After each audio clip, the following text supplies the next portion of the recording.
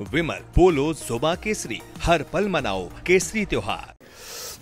राजकिशोर, आपको क्या लगता है, विपक्ष की रणनीति आखिर है क्या? इन सारी पार्टियों की, टीएमसी की, कांग्रेस की, तमिलनाडु देख लीजिए या समाजवादी पार्टी देख लीजिए, क्यों इतना विरोध कर रहे हैं ये एसआईआर का?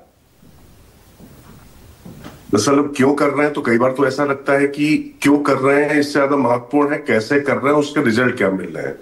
क्योंकि बिहार में जब आपने किया तो बिहार के बाद आपने भी सवाल पूछे ही, वो महत्वपूर्ण। देखिए, अभी एक सवाल उठाया गया बीएलओ को लेकर भी उठाया गया कि बीएलओ की मौत हो रही है और क्या बीएलओ के ऊपर बहुत काम का दबाव है, क्या इसको लेकर भी चीजें हो सकती हैं।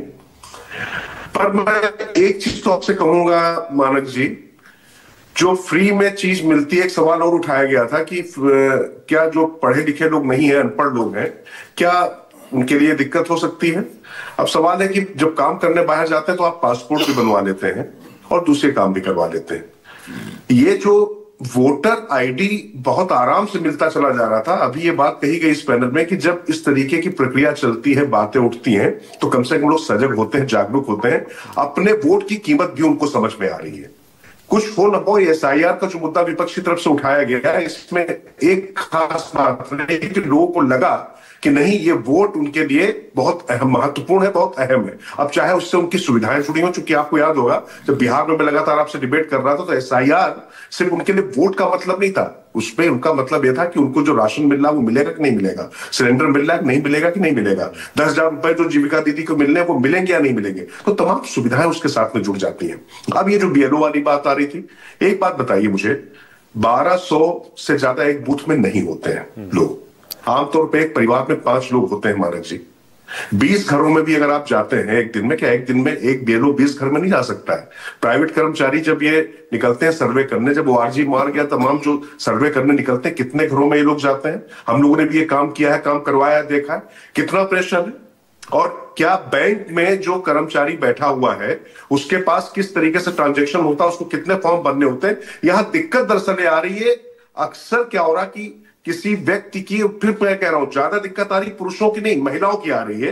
क्योंकि महिलाएं ब्याह के कहीं से कहीं आ गई, शादी के पहले उनका वोट कहीं और था, उसके बाद क्या अब इनका वोट यहां शिफ्ट हुआ, पिछली बार उन्होंने वोट यहां नहीं डाला था, उस जगह वोट डाला था, उसका मिलान करना है। ये एक कॉम्प्लिकेटेड प्रक्रिया है, इसमें समय लग रहा। दिक्कत यहां चुनाव आयोग की हुई, उससे जो चूक हुई, उसने आंगनबाड़ी कर्मचारी और इस तरीके के लोगों को पहले, फिर उसको लगा कि ये चीजें नहीं हो पा रही, तब उनको सबसे पढ़ा लिखा, जो हर चुनाव में हर चीज में जिसको लगा देते हैं, आप चाहे वो पल्स पोलियो ड्रॉप पिलाने हो या कुछ भी करना हो, वो आपका शिक्षक होता है। तो वो शिक्षक जो है, जब वो निकलता है, जब काम करना शुरू करता है, तब चीजें होती हैं। तमाम इस तरीके की घटनाएं, तमाम इस तरीके की बातें सामने आई कि इतने लोग की मृत्यु होगी। बिहार में भी हम लोगों ने एसआईआर देखा और ये मतलब ये वाकई अजीब सी स्थिति है कि किस तरीके से हीट ऑफ द मोमेंट में ये बातें हो रही। अब एक बात आई कि ओबीसी उनके नाम काट दो, नहीं तो ऐसा हो जाएगा। अब सवाल यह है कि बिहार में वोट एनडीए को जो मिला है, वो कितने सवर्णों को मिला, कितने ओबीसी का मिला है, जरा बूथ वाइज थोड़ा सा उसका आकलन कर लिया जाए। अतिपिछड़ों ने किसको वोट दिया, जरा उसका आकलन कर लिया जाए। तो मुझे लगता है कि विपक्ष जो है सवाल तो उठा रहा है, लेकिन इस सवाल से एक फायदा हो रहा है लोकतंत्र का, लोग अपने वोट की कीमत समझ रहे हैं, लोग जागरूक हो रहे हैं। परंतु एक चीज समझ में आ रही, उल्टा उन पर असर यह पड़ रहा है कि भाई ये एसआईआर से डरते हैं क्योंकि ये कुछ लोग को बचाना चाहते हैं। वो कौन लोग हैं जिनको बचाना चाहते हैं? तो मुझे लगता है कि इससे राजनीतिक लाभ तो विपक्ष को नहीं हो रहा है, बाकी हाँ ठीक है। चला, ओके, एक सवाल और, लगता है कि विरोध होते रहना चाहिए। ओके, एक सवाल और राजकिशोर, ये अब जैसे मैंने बताया कि बिहार की तरह जो बंगाल में आंकड़ा आ रहा है वो अभी तक 14 लाख पहुंचा है जो फॉर्म जमा नहीं हुए, जो कि बिहार से तो बहुत कम है। लगभग उतने ही वोटर वहां भी थे, उतने ही वोटर बंगाल में भी, ये ज्यादा फर्क नहीं है।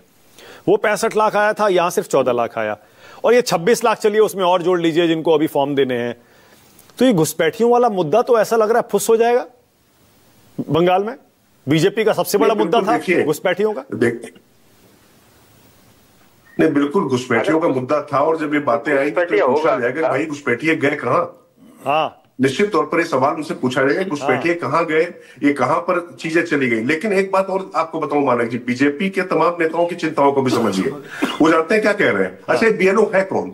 राज्य के कर्मचारी है ना, जो सत्ता में है। कौन ज्यादा उनको इन्फ्लुएंस कर सकता है?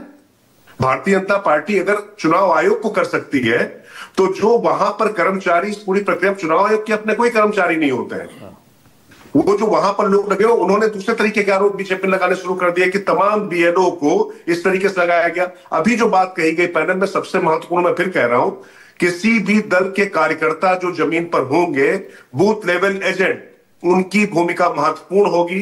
अगर वो पूरी तरीके से सक्रिय होंगे तो चुनाव सशक्त होगा। और मुझे लगता है कि तृणमूल कांग्रेस वहां पर है सत्ता में, तो उनके पास कार्यकर्ता भी और वो भी चीजें, सारी चीजें ठीक है। बिल्कुल सही है। ओके।